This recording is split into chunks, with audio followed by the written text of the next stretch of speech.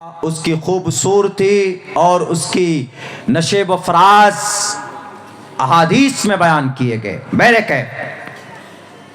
تو انہوں نے کہا کہ مولانا جو نیک مرد ہوگا جنتی ہوگا، اس کو 72 حوریں ملیں گی، عورت کو کیا ملے گا؟ ہم نے کہا کہ بھئی ان 72 حوروں کا سردار اس کی بیوی ہوگی۔ بولا سرداری کافی نہیں ہے، جیسے مرد کو 72 حور ملے گی وہاں پہ، ایسے ہی عورت کو بھی تو کچھ ملنا چاہیے۔ ہم نے کہا آپ ہی بتاؤ کیا ملنا چاہیے؟ بولا برابری کا فیصلہ ہونا چاہیے۔ ہم نے کہا تو آپ کا یہ مطلب ہے کہ مرد کو 72 حور ملی ہے تو عورت کو 72 مرد ملے، کوئی عورت گوارا کر سکتی؟ مرد تو دنیا میں کہہ سکتا ہے کہ بھئی میری 2 بیوی، میری 3 بیوی، میری 4 بیوی کہہ سکتا۔ آدمی اس کو برا مانتا ہے نہیں، ہاں بھئی 3 بیوی ہے، تینوں کو رکھ رہے ہو ساتھ میں، ٹھیک ہے، اچھی بات، کوئی اس میں اعتراض کی بات نہیں۔ لیکن اگر وہیں پر عورت یہ بولے کہ میرے 2 شوہر ہیں، میرے 3 شوہر ہیں، میرے 3 مرد ہیں، بول سکتی ہے؟ نہیں بول سکتے۔ اگر بول دے تو دنیا کیا سمجھے گی کہ یہ 2 نمبر کی عورت ہے، بد کردار عورت ہے۔ یہ نیچر ہے، اسلامک جو شریعت ہے یہ فطرت ہے، فطرت، یہ ایسی فطرت ہے کہ انسان کا دماغ قبول کرتا ہے۔ مثال کے طور پر ایک مرد، اس کی 4 بیوی ہے، وہ ایک مرد 4 بیوی کی ضرورتیں پوری کر سکتا ہے، ایک رات میں 4 کی خواہشیں پوری کر سکتا ہے۔ مرد کے اندر اتنی طاقت ہے، اللہ نے دی ہے۔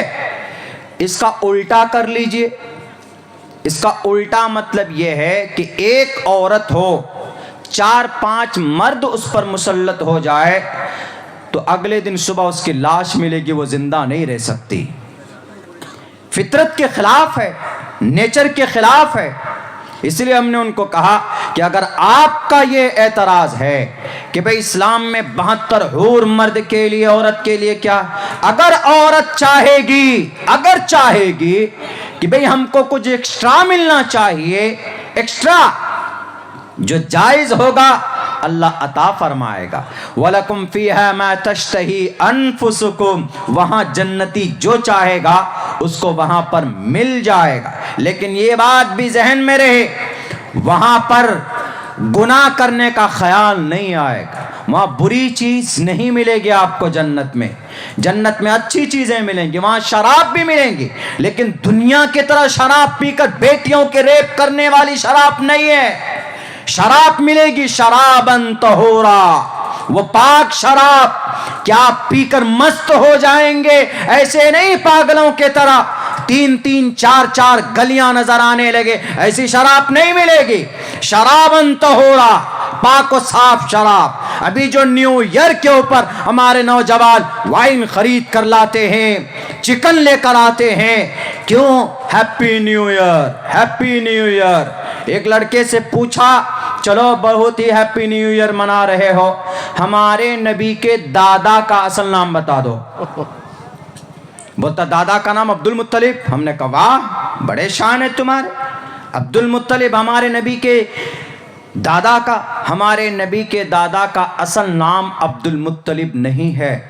ہمارے نوجوانوں کو کیا، ہمارے بہت سارے مسلمانوں کو پتہ نہیں۔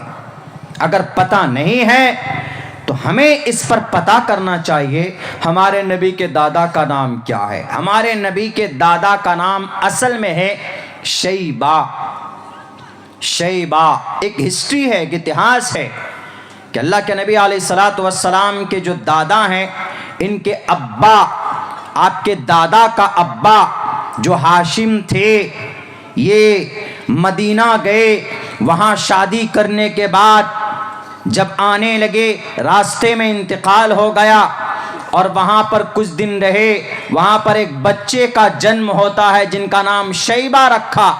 بال سفید تھے سر کے، سفید بال کو عربی میں شیبہ بولتے ہیں، تو اسی کو شیبہ رکھا۔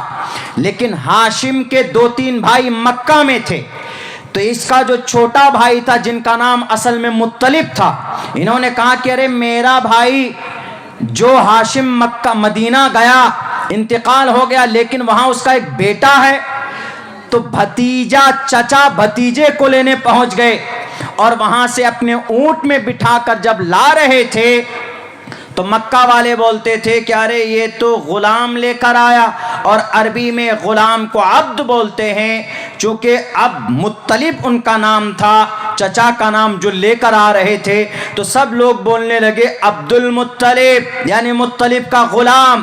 اسی دن سے اللہ کے نبی کا چچا کا نام، اللہ کے نبی کے دادا کا نام عبد المطلب پڑا، ورنہ ریل نام، اصل نام اللہ کے نبی کے دادا کا شیبۃ الحمد تھا۔ یہ ریل نام ہے اللہ کے نبی کا، ہمارے نوجوانوں کو نہیں معلوم۔ بس نیو ایئر کب مناتے؟ فوراً بول دیں گے 1 جنوری کو ہیپی نیو ایئر مناتے ہیں۔ اس سے پہلے کرسمس ڈے منایا، کرسمس ڈے ہمارے نوجوانوں نے، یہ شریعت کے خلاف کام۔ میرے نوجوانوں بس اتنا کہوں گا، وقت چونکہ بہت ہو چکا ہے، تقریر کا یہ وقت نہیں ہے۔ آپ وقت سے جب زیادہ لمٹ میں چلے جاتے ہیں تو پھر دیکھیے کیسے شیطان غصہ کرتا ہے، پھر لڑاتا ہے آپ لوگوں کو آپس میں۔ میں اس بات کا قائل نہیں ہوں، میں تو یہ کہتا ہوں کہ آپ زیادہ سے زیادہ پروگرام کیجئے، رات کو 1 یا 1:30 یا 2 بجے تک دعا کرا دیجئے، کیونکہ نیند ایسی چیز ہے کہ غصے پر بھی قابو پا سکتے لیکن نیند پر قابو نہیں پا سکتے۔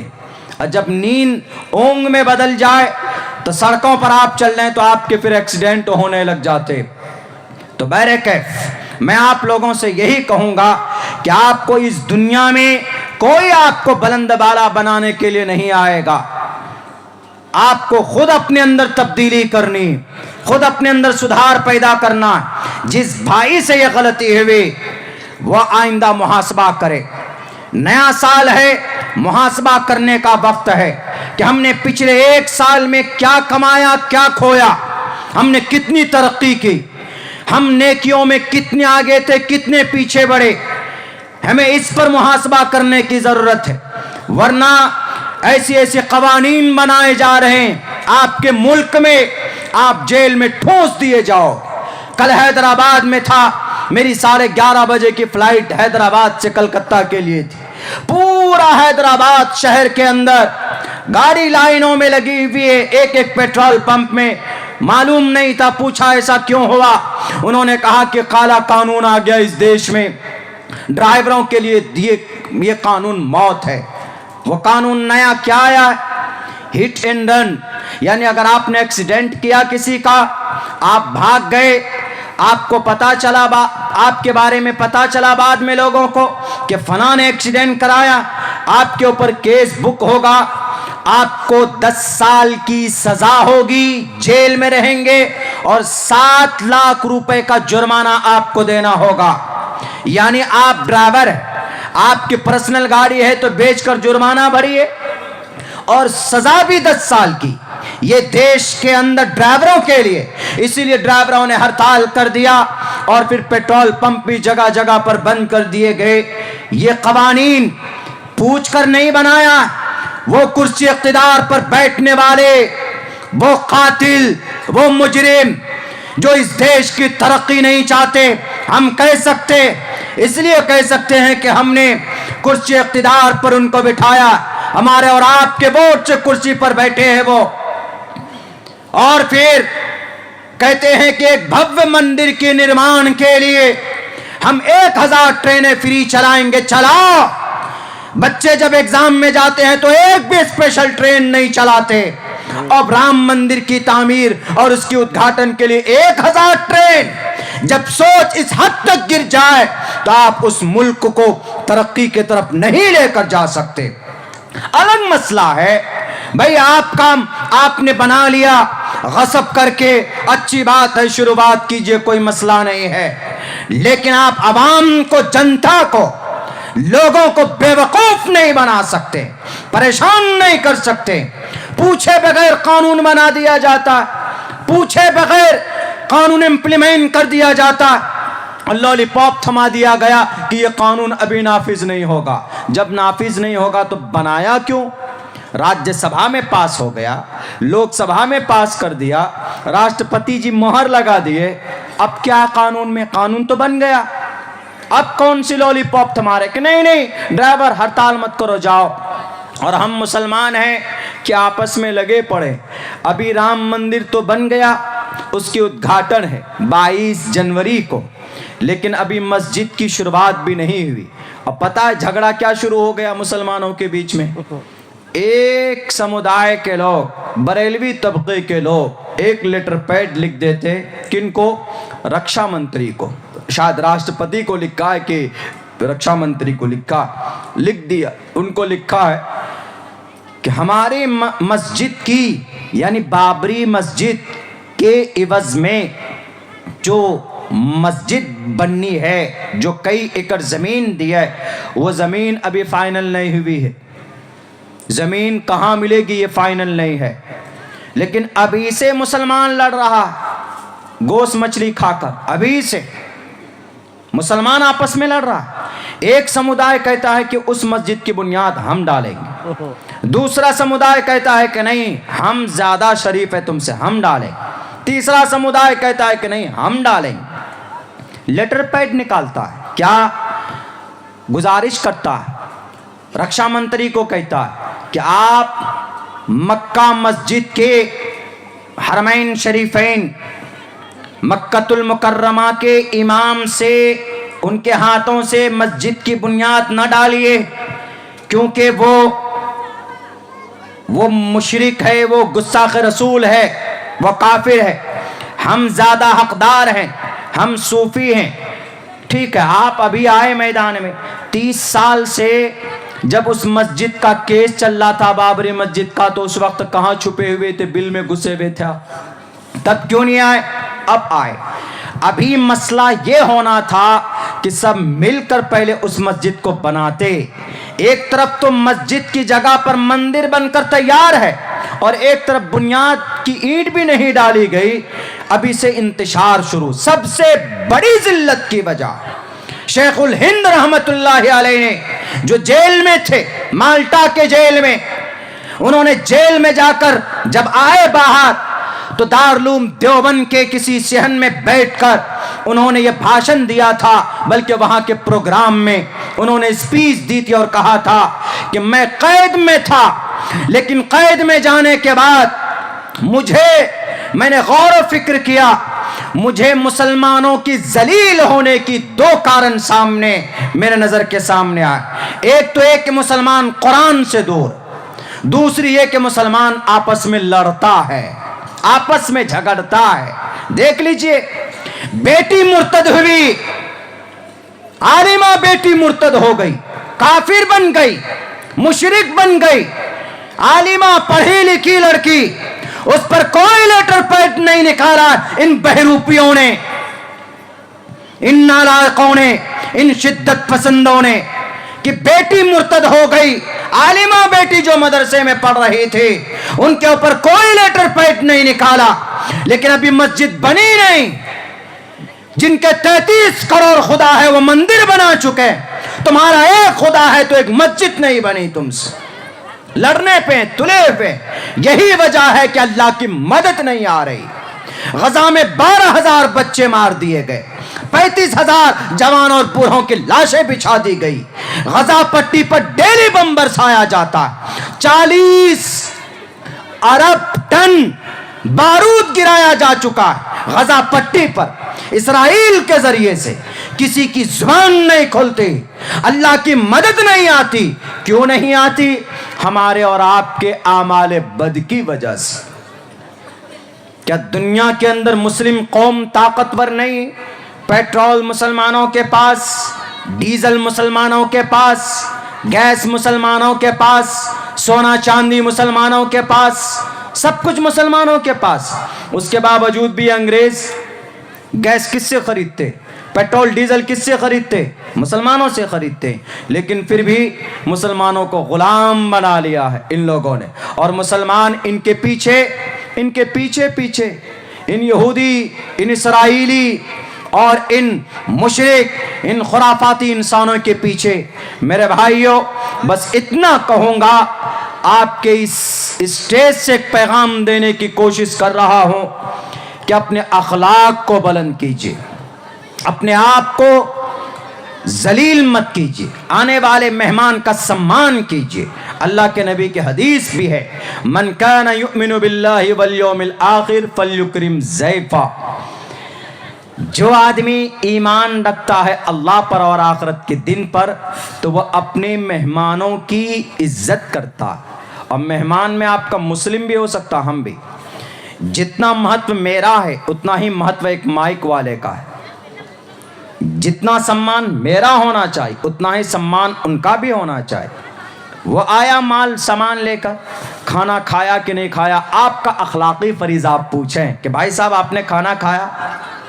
ہم کہیں جلسے میں جاتے تو ہمارا جو ڈرائیور ہوتا ہے ہم سب سے پہلے ان کی چنتا کرتے ہیں، ان کو بولتے ہیں کہ بھیا پائلٹ صاحب آپ کھانا کھائے کہ نہیں، آپ کو چائے پینی ہے کہ کیا۔ پروگرام میں پہنچے تو سب سے پہلے جلسہ والے کو کہتے ہیں بھائی ہمارا جو ڈرائیور ہے پہلے اس کو کھانا کھلاؤ۔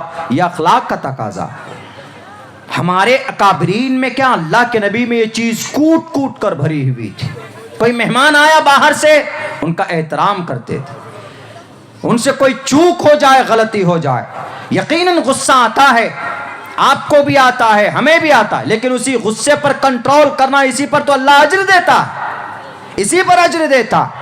اسی لیے اللہ کے نبی کی حدیث امام بخاری نے جلد ثانی کے اندر روایت کی ہے کہ اگر تم کو آخرت پر ایمان ہے، اللہ کے نبی پر ایمان ہے تو فلیکرم ضیفہ، اپنے مہمانوں کی ضیافت کرو، اپنے مہمانوں کے ساتھ عزت داری کا معاملہ پیش کرو۔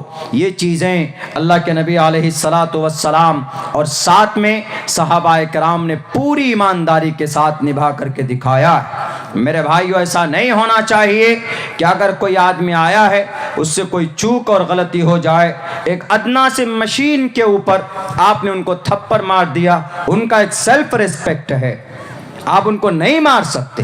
وہ قانونی اگر کوئی کارروائی کرنا چاہے تو اس کو ادھیکار وہ کر سکتا ہے۔ آپ مان ہانی کسی کی عزت اور کسی کو ڈیمورلائز نہیں کر سکتے، کسی کو بھی نہیں کر سکتے، آپ کہیں پر بھی نہیں کر سکتے۔ ابھی تو اس دیش کا معاملہ الٹا پلٹا، ایک تو نفرت کی بادل ہے ویسے ڈالنے کی کوشش کی جا رہی، تم ہندو تم مسلمان، ہندو مسلمانوں کا بڑا اس نفرت کی باتیں پھیلا دی گئی۔ ہم اس ہندو مسلمان نفرتی دیوار کو صرف محبت سے توڑ سکتے اور کوئی راستہ نہیں۔ ہمارے پاس ہے کچھ نہیں، جتنے بھی اغیار کے پاس، بڑی بڑی یونیورسٹی اغیار کے پاس، ہمارے پاس کیا؟ ہمارے بچیاں کیوں مرتد ہو رہی؟ اسکول کالجز میں پڑھتے، ہمارے پاس اسکول کالج نہیں، کیوں؟ ہم نے صرف گوشت کھایا، ہم نے صرف مچھی کھایا، یوگی جی کی اماں کو ذبح کر دیا، گائے ماتا کو کاٹ کے کھایا۔ کبھی نہیں سوچا کہ ہم کو بڑی یونیورسٹی بنانی، کبھی نہیں سوچا کہ ہم کو کوئی مدرسہ عالی شان بنانا۔ پوچھئے آپ کے اس مدرسے کے محتمم صاحب سے، پوچھئے کتنا بیچارہ محنت کرتے ہیں تب جا کر ایک مدرسہ چلتا، اور سوچتے ہیں کہ یہ مدرسہ ہے، محتمم صاحب چندہ کرتے ہیں۔ اگر عالم مدرسہ نہ ہو تو گاؤں مرتد ہو جائے گا، کئی خدا کی عبادت کرنے لگ جائیں گے، آپ مشرک بن جائیں گے، کافر بن جائیں گے۔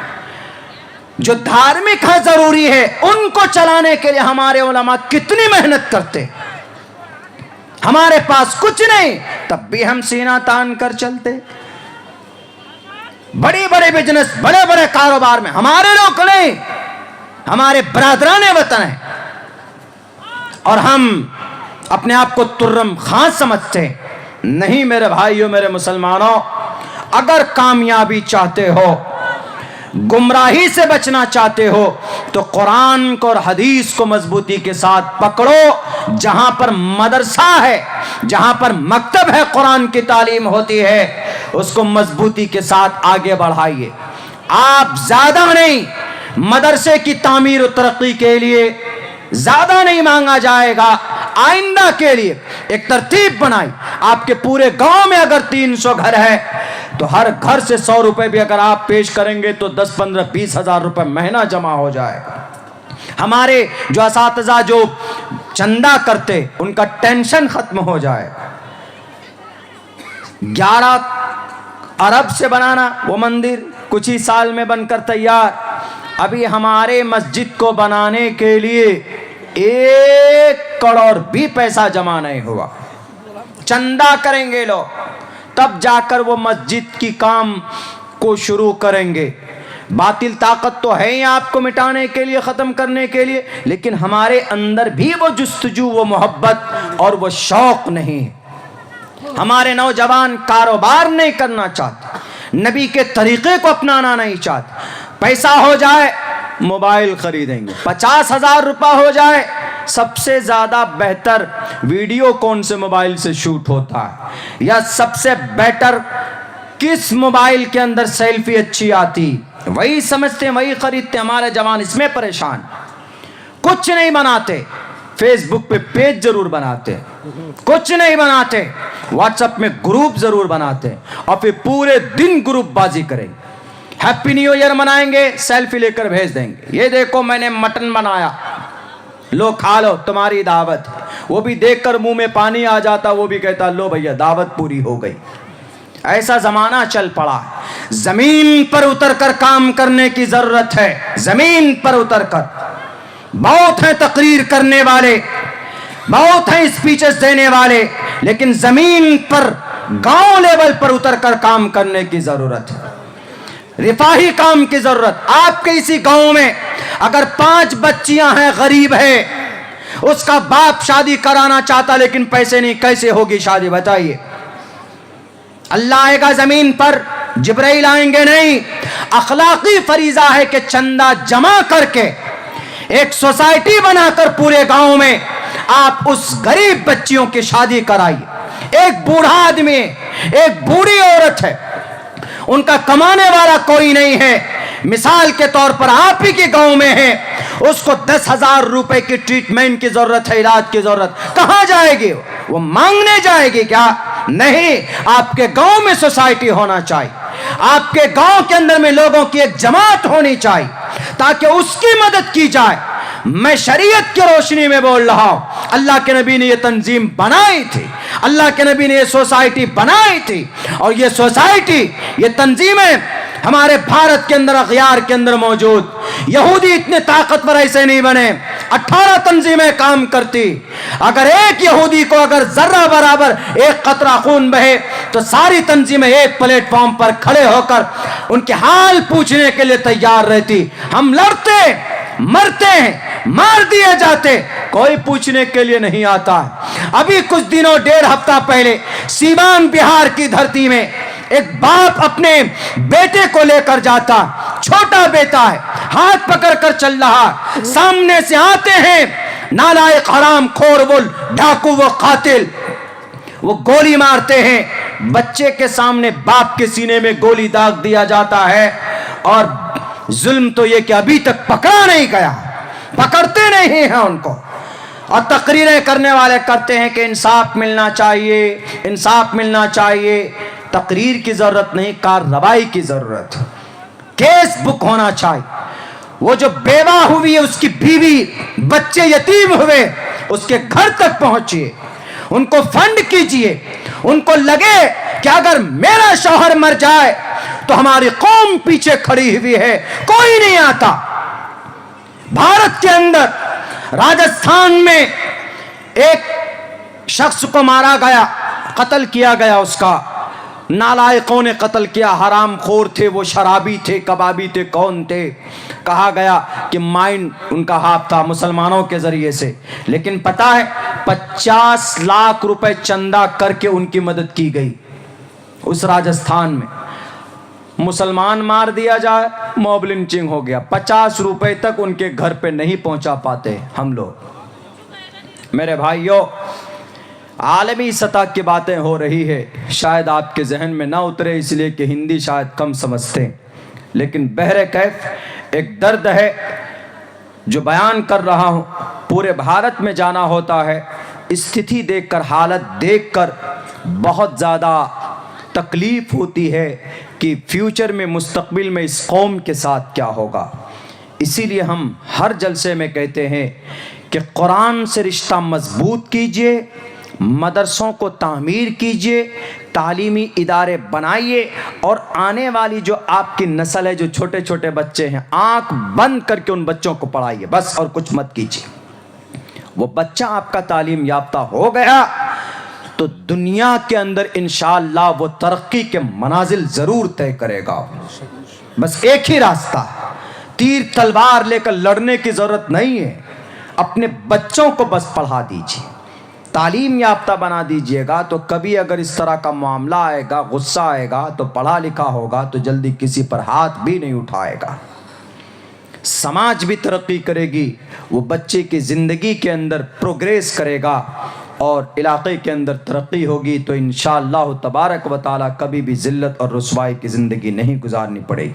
یہ لمبے وقت کی بات نہیں ہے، میرے خیال سے وقت کافی ہو چکا ہے، 3 بج چکے ہیں، لوگ سو رہے ہیں، دیکھ کے سر نیچے ایسے کر کے ایک دم جا چکے ہیں۔ اسی لیے گزارش کرتا ہوں، کیا مولانا دعا کر دیا جائے، مجھے بھی چونکہ نیند آ رہی اور پھر پورا سسٹم چینج ہو چکا ہے۔ اللہ سے دعا کیجیے کہ اللہ تبارک و تعالی ہم ایمان والوں کو قرآن و شریعت کے مطابق زندگی گزارنے کی توفیق عطا فرمائے۔ اور دوسری باہر سے لوگ آئے اتنے رات میں، نہیں تو ہم آپ کے حساب سے نہیں کر سکتے جلسہ، ہمارے سسٹم میں 5 گھنٹے لگیں گے جانے میں، ہم کو وہاں ٹرین پکڑنے میں۔ اب پوری رات کا جلسہ، وہ دیکھ کے سو رہے ہیں، ان کو بولے بھئی اٹھیے، اٹھیں گے پھر ایسے کر لیں گے۔ 2 مقرر میں پوری رات کا جلسہ ہوتا۔ آپ کے یہاں نظام بدلیے، جلسہ پوری رات کا، جو آیا ہے باہر سے وہ اپنی سواری پہ آیا ہے، صرف بولنے سے لوگ سو رہا ہے تو بولنے کی بھی بے عزتی ہوتی ہے نا، سن نہیں رہے ہیں آدمی۔ پوری رات کا جلسہ ضروری نہیں، یہ آپ کے صرف یہ کچھ علاقوں میں، ایک آپ کے علاقے میں، ایک ہمارے علاقے میں 4 رات کا جلسہ کر رہے ہیں، پوری رات کا۔ ابھی میگھالیہ میں پروگرام کیا ہوں، 4 دن کا جلسہ، لیکن رات کو 12 بجے دعا ہو گئی۔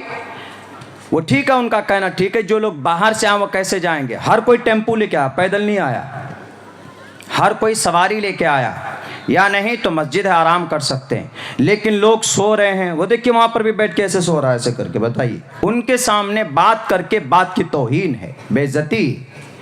اسی لیے بڑا لمبا سفر ہمیں بھی طے کرنا ہے، ہم لوگوں پر بھی رحم کیجئے کہ بھئی یہ پوری رات کا جلسہ کرنا ہے، تو پھر 3 4 مقرر کو بلائیے، اس کے بعد پھر تقریر کیجئے، بیچ میں وقفہ کر کے چائے پلا دیجئے، سب فریش ہو جائیں گے، پھر دوبارہ بیٹھیں گے۔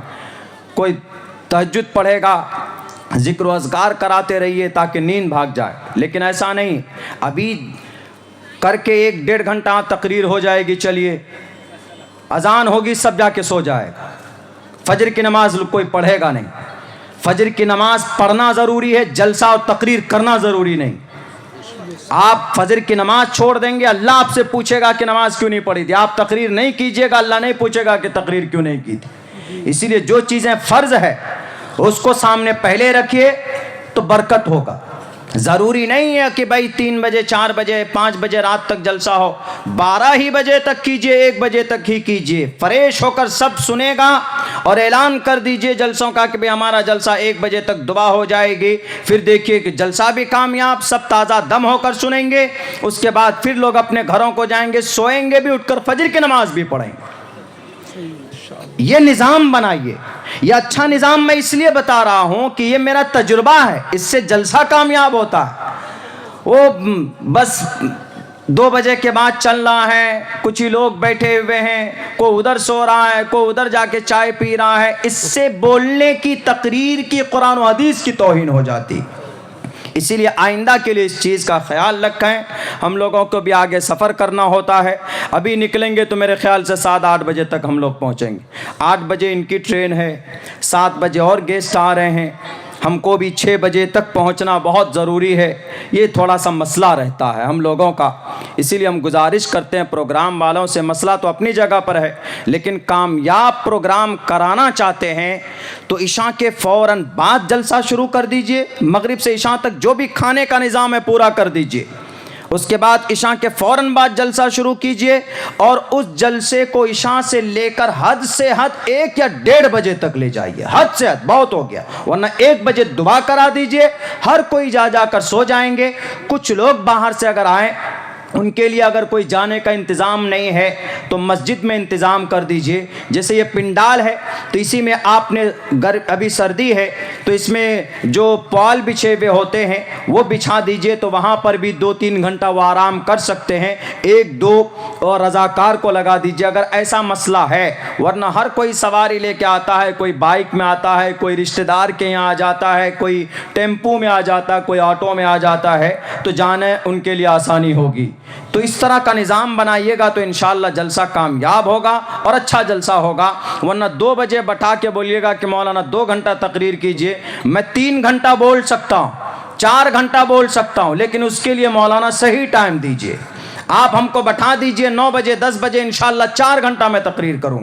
اصل جو تقریر جو باتیں کرنی ہے وہ ٹوٹل باتیں اترتی ہے عوام کے توجہ سے.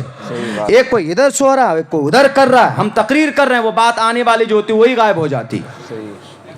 تو ہمارا کنیکشن عوام سے ہوتا ہے, ان سے ہوتا ہے. ان کے اندر کتنی شوق ہے, کتنا جذبہ ہے, اسی حساب سے ہم بات رکھ پاتے. تو یہ ہے کنیکشن عوام کا مقرر کے ساتھ ہونا چاہیے. اب اس میں یہاں یہ سچویشن ہوتی نہیں, یہ بھی بیچارے مجبور ہوتے ہیں. 2 بجے کے بعد آپ نیند روک پائیں گے؟ دیکھ لیجئے تو آپ اگر بیٹھے عشاء کے وقت سے 2 بجے کے بعد آپ کو نیند آنا لازمی ہے. وہ الگ بات ہے کہ ہمارا جوان منہ میں پڑیا اڑیا ڈال لے, وہ کرتا رہے تو وہ چلتا رہتا ہے معاملہ, وہ نیند نہیں آئے گی اس کو. لیکن یہ ہے کہ بہت مشکل ہے نیند کے اوپر قبضہ کرنا. بہرکیف اس وقت تک آپ لوگ بیٹھے, یہ بہت بڑی بات ہے. آپ کی نیند کی قربانی کو اللہ قبول فرمائے, اور جو بھی کمی کوتاہی ہوئی ہے اللہ ان سب کو درگزر فرمائے. سب سے بڑی بات یہ ہے, اور آئندہ کے لیے اور اس جلسے کی برکت سے اس گاؤں کے اندر خوشحالی دے, دین کی فضا کو عام کرے. بہت بہت شکریہ, جزاک اللہ. السلام علیکم ورحمۃ اللہ وبرکاتہ. دعا